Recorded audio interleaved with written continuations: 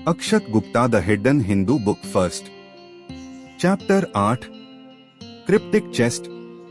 वह तेज हवा वाली रात थी। अंधेरी लॉबी में का एकमात्र स्रोत गलियारे के अंत में झूलते हुए लैंप की रोशनी थी। एलएसडी ने डॉक्टर शाहिस्ता को शुभरात्रि कहा और अपने कमरे में चली गई, जो बहुत बड़ा था, लेकिन उसमें भीनी भीनी गंध थी। हालांकि यह था, इसे प्राचीन लैंपों और फर्नीचर से अच्छी तरह सजाया गया है। ऐसा लग रहा था कि इसका उपयोग बहुत लंबे समय से नहीं किया गया था। बगल के कमरे में डॉक्टर शाहिस्ता को उसकी चिंता हो रही थी। बच्चे, वह अपनी कुर्सी पर बैठ गई और झुककर देखने लगी छत, जबकि अन्य लोग अभी भी अपने कमरों में बैठे हुए थे। समय के साथ डॉक्टर शाहिस्ता की आंखें भारी हो गईं और जल्द ही वह भी सो गया। देर रात उसने देखा तो वह चौंक कर उठी। दरवाजे के बाहर एक छाया और लगा कि कोई है। उसके कमरे के बाहर घूमना। वह झट से कुर्सी से उठ गई और बाहर जांच करने के लिए दरवाजा खोला। वह चली गई। अंधेरे गलियारे का अंत हुआ और एहसास हुआ कि वहां कोई नहीं था। वहां उसने केवल लहरों की आवाज सुनी। वह बदल गई। अचानक वापस आया और एलएसडी को वहीं खड़ा पाया। डॉक्टर शाहिस्ता डर के मारे चिल्लाया, आप यहां पर क्या कर रहे हैं? एलएसडी हांफने लगा। मुझे अकेले डर लग रहा था, मैं रुकना चाहता हूं। तुम्हारे साथ? क्या मैं आपके कमरे में सो सकता हूं, कृपया? डॉक्टर शाहिस्ता ने पसीना पोंछते हुए स्वीकृति में सिर हिलाया। उसका माथा। उन दोनों ने डॉक्टर में प्रवेश किया। शाहिस्ता का कमरा। एलएसडी ने उसे फेंक दिया, बैग सोफे पर रखा और खोलना शुरू किया। डॉक्टर शाहिस्ता ने पूछा, क्या आपने किसी को चलते हुए सुना है आसपास? एलएसडी ने डरते हुए उत्तर दिया, हाँ, मैंने किसी की परछाई देखी मेरी खिड़की के बाहर, लेकिन अंधेरा था और मेरे पास मेरी खिड़की थी। हेडफोन चालू था, इसलिए मैं कुछ भी नहीं सुन सका। मुझे खुशी है कि मैं नहीं कर सका। वह हंसी, मैं भूत को देखना या सुनना नहीं चाहती। मैं नहीं हूं। इन पुरानी जगहों पर आरामदायक होने के कारण ये हमेशा प्रेतबाधित रहती हैं। डॉक्टर शाहिस्ता ने अपना पानी का गिलास वापस रख दिया। उसने सांत्वना दी। एलएसडी ने उनकी बात का खंडन करते हुए कहा, ऐसी कोई बात नहीं है। भूत? उत्सुकतावश एलएसडी ने पूछा, मुझे समझ नहीं आता, आप क्या थे बाहर कर रहे हो? डॉक्टर शाहिस्ता ने भूत प्रेत के बारे में अपनी कहानी दोहराई। छाया, जैसा कि एलएसडी पहले से ही डरा हुआ था, और कहा, मैं हूं। मैं अपने परिवार को लेकर चिंतित हूं और मैं उनसे बात करना चाहता हूं, लेकिन बहुत रात हो चुकी है। एलएसडी ने डॉक्टर शाहिस्ता को सांत्वना देने की कोशिश की। आराम करना।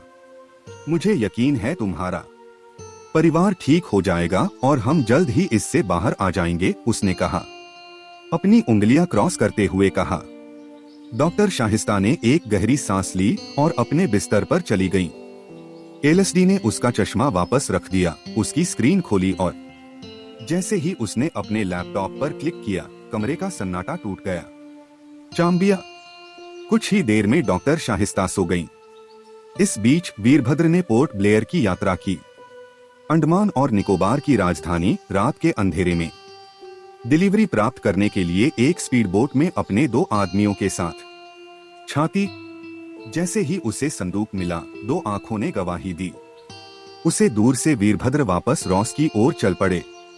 द्वीप अज्ञात जासूस द्वारा पीछा किया गया। रात बीत गई। दरवाजे पर दस्तक से शाहिस्ता की नींद टूट गई और वह कमरे में एक लिफाफा देखा। उसने उसे खोला और जाग गई। एलएसडी ऊपर। लिफाफे में उनके सत्र के संबंध में विवरण था। समय। बाहर उजाला था। नाश्ते के बाद डॉक्टर शाहिस्ता और डॉक्टर बत्रा डॉक्टर के पास चले गए, श्रीनिवासन के कक्ष में, जबकि अन्य लोग आगे बढ़े। पूछताछ कक्ष। इसी बीच वीरभद्र भी डॉक्टर श्रीनिवासन के यहाँ घुस गए। कमरा और डॉक्टर श्रीनिवासन की तलाश की। वह चला गया।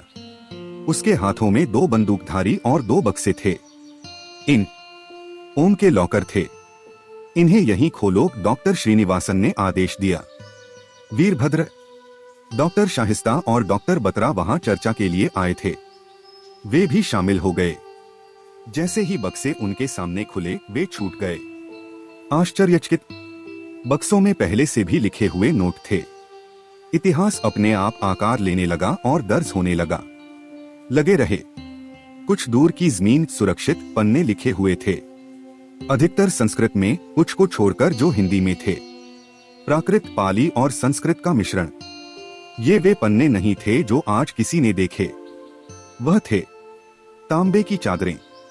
प्रत्येक शीट पर एक नाम खुदा हुआ था। शीर्षक, ये वो नाम थे जिनके होने का दावा ओम ने किया था। एक पुराना खरल, प्राचीन पत्थर के बर्तन जिन्हें कुचलकर मिलाया जाता था। डिब्बे से कुछ बड़ी भारी जड़ी बूटियां भी निकली। उंगली की अंगूठियां आज न तो देखी जाती हैं और न ही इस्तेमाल की जाती हैं। पुराने और दुर्लभ सिक्के विभिन्न शासकों द्वारा व्यापार के लिए उपयोग किए जाते थे और देवनागरी में और भी अधिक लिपियां लिखी गईं। उर्दू सामने आई। सर, मुझे लॉकर में एक जानकारी मिली। मैं इसे व्यक्तिगत रूप से सुरक्षित किया ताकि इसे सीधे आपको सौंप दिया जा सके। वीरभद्र ने कहा, यह एक नक्शा है सर, इसमें धातु के कुछ टुकड़े, एक बोतल है, पारा और एक किताब। किताब को पत्तों और एक सफेद कपड़े में लपेटा गया था। उस पर खून के धब्बे, पुस्तक में एक धातु आवरण था और उस पर कुछ उकेरा हुआ है। डॉक्टर बत्रा ने किताब अपने हाथ में ली और पलट दी। पन्ने, उसकी आंखें चौड़ी हो गईं और उसका आश्चर्यचकित रह गया। यह स्पष्ट था क्योंकि उन्होंने पुस्तक में कुछ चित्र देखे थे। उसने रखा। पन्ने टटोल रहा था, मानो वह खोज रहा हो कुछ। उन्होंने मुड़कर डॉक्टर श्रीनिवासन की ओर देखा, जिसने संकेत के रूप में अपने हाथ आगे बढ़ाए। डॉ बत्रा कुछ देर तक पन्ने पलटना चाहता था, लेकिन उसने दे दिया। डॉक्टर श्रीनिवासन को किताब। क्या हम आगे बढ़े? यदि आपका काम पूरा हो गया तो, डॉक्टर ने कहा। श्रीनिवासन, डॉक्टर बत्रा ने मेटल ब्लॉक और मानचित्र को देखा। डॉक्टर श्रीनिवासन ने कहा, हाँ, यह एक नक्शा है। लेकिन क्या और का एक नक्शा? जो प्रकार? उत्तर वाला व्यक्ति यही है, अंदर बैठा है। कमरा? आइए सीधे उससे पूछें, शाहिस्ता ने सुझाव दिया। नहीं, अभी नहीं। उसे यह न बताएं कि यह हमारे पास पहले से ही है, हमारी हिरासत में। सबसे पहले अपने प्रश्नों की सूची पूरी करें। तैयार, डॉक्टर श्रीनिवासन ने आदेश दिया। ठीक है सर, शाहिस्ता ने जवाब दिया। मुझे एलएसडी भेजो। वीरभद्र, तुम उनके साथ रहो। शाहिस्ता, जब तक मैं वापस न आऊं, शुरुआत मत करना, डॉक्टर श्रीनिवासन ने कहा। वे सिर हिलाते हुए चले गए क्योंकि डॉक्टर श्रीनिवासन एलएसडी का इंतजार कर रहे थे। डॉक्टर बत्रा लगभग दौड़ते हुए कमरे में दाखिल हुए। उसने देखा, ओम क्रोध और भ्रम दोनों दर्शाते हुए वापस अपने पास चला गया, बैठ गया और कंप्यूटर पर काम करने लगा। शाहिस्ता चल पड़ी। डॉक्टर बत्रा के पास गया और पाया कि वे बहुत उत्साहित हैं। वह था उत्सुकता से अपने कंप्यूटर पर कुछ खोज रहा है। तेज, तुम क्या कर रहे हो? उसने चिंतित होकर पूछा। डॉक्टर बत्रा काम करते रहे और उन्होंने अपनी ओर देखा तक नहीं। स्क्रीन, तुम ठीक हो? देखिए, हम सभी समान रूप से हैरान हैं और आश्चर्य। डॉक्टर बत्रा ने शाहिस्ता को इशारा करते हुए हाथ उठाया। चुप रहा और अपना काम करता रहा। शाहिस्ता को बुरा लगा, लेकिन कुछ देर तक वह उसके साथ खड़ी रही। सेकंड और फिर जाने के लिए मुड़ा। डॉक्टर बत्रा ने फोन किया। उसकी पीठ। शाहिस्ता, वह पीछे मुड़ी, उसकी आंखें चिपक गईं। पर्दा डालना। यह देखो, डॉक्टर बत्रा ने मॉनिटर को उसमें सरका दिया। दिशा? यह क्या है? उसने पूछा। डॉक्टर बत्रा उसे समझाने लगे। हमारे शरीर की प्रत्येक कोशिका में छोटे छोटे इंजन होते हैं जिन्हें कहा जाता है माइटोकॉन्ड्रिया। वे हमें वह ऊर्जा प्रदान करते हैं जिसकी हमें आवश्यकता होती है। जब ये इंजन खराब हो जाते हैं तो हमारा शरीर बूढ़ा होने लगता है और क्षय हो रहा है। क्या बात है तेज? मुद्दा यह है कि अगर ये माइटोकॉन्ड्रिया फिर से जीवंत होने लगे तो। डॉक्टर बत्रा कहते हैं, शरीर औसत इंसान से ज्यादा समय तक जीवित रह सकता है, पर चला गया। तो आप कहना चाहते हैं कि ये छोटे इंजन कभी नहीं चले? ओम के शरीर में नीचे डॉ शाहिस्ता ने अपना दिमाग साफ करने की कोशिश की। तेज ने इसे दूसरे तरीके से समझाने की कोशिश की। वैज्ञानिकों ने आज इसका विस्तार करने का एक तरीका तैयार किया है। खमीर का जीवन काल, जो सामान्यतः लगभग 6 दिन से लेकर लगभग होता है 10 सप्ताह, यानी 10 गुना वृद्धि। और इसका हमारी चिंता से क्या संबंध है? शाहिस्ता थी हैरान।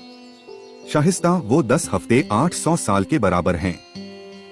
एक मानव जीवन, जब 2 जीन RAS2 और ACH9 थे, इसके DNA से हटा दिए जाने पर यीस्ट की दीर्घायु 1 के रूप में सामने आई। परिणाम, चूहे से निकाले जाने पर वही जीन, उसका जीवन काल भी 2 गुना हो गया। डॉक्टर तेज ने आगे कहा। तो डॉक्टर शाहिस्ता ने पूछा, मानव की उम्र बढ़ाने के लिए 60 अलग अलग जीन जिम्मेदार हैं। शव पहले ही खोजा जा चुका है। मेरी चिंता यह है, विज्ञान को यह दावा करने से पहले अभी भी एक लंबा रास्ता तय करना है कि वह ऐसा कर सकता है। हम इंसानों के साथ भी ऐसा ही करें, और मेरी चिंता यही है। ओम के दावे के विपरीत, आप अब भी उसे धोखेबाज समझते हैं? शाहिस्ता ने पूछा, और फिर थोड़ा रुककर बोले, देखो तेज, मेरे पास कई कारण हैं। उस पर भरोसा न करें, लेकिन सवाल न करने के कई कारण हैं। उनकी विश्वसनीयता भी।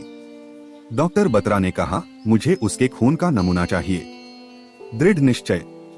शाहिस्ता ने धीरे से सिर हिलाया। डॉ श्रीनिवासन कभी अनुमति नहीं देंगे। तुम्हें ऐसा करना होगा। इसी दौरान डॉक्टर श्रीनिवासन अपने केबिन में LSD से बात कर रहे थे। उसने उसके सामने एक नक्शा रखा और पूछा, क्या तुम साबित कर सकती हो मेरे लिए कि आप वास्तव में सर्वश्रेष्ठ हैं? आपके पास 6 घंटे हैं। इस पहेली को हल करें, यानी मानचित्र में स्थान ढूंढना, और वह स्थान हमें कहां ले जाता है। LSD को चुनौतियां पसंद थीं, और उसने उन सभी को खुले दिल से स्वीकार किया। हथियार, क्योंकि उन्होंने उसे अपनी सीमाओं का परीक्षण करने, सुधार करने की अनुमति दी। खुद को और उसे खुद पर और भी अधिक गर्व महसूस कराने के लिए। उसकी आंखें उत्साह से चमक उठीं। उसने उससे नक्शा ले लिया और बाहर चलने के लिए घूमा। डॉक्टर श्रीनिवासन ने थोड़ा सा कहा, दबी हुई आवाज, इसे हमारे बीच रखो। LSD ए मत बोलो किसी और को शब्द। आपका समय अब शुरू होता है। थोड़ी देर बाद डॉक्टर श्रीनिवासन पूछताछ में शामिल हुए। फिर से कमरा।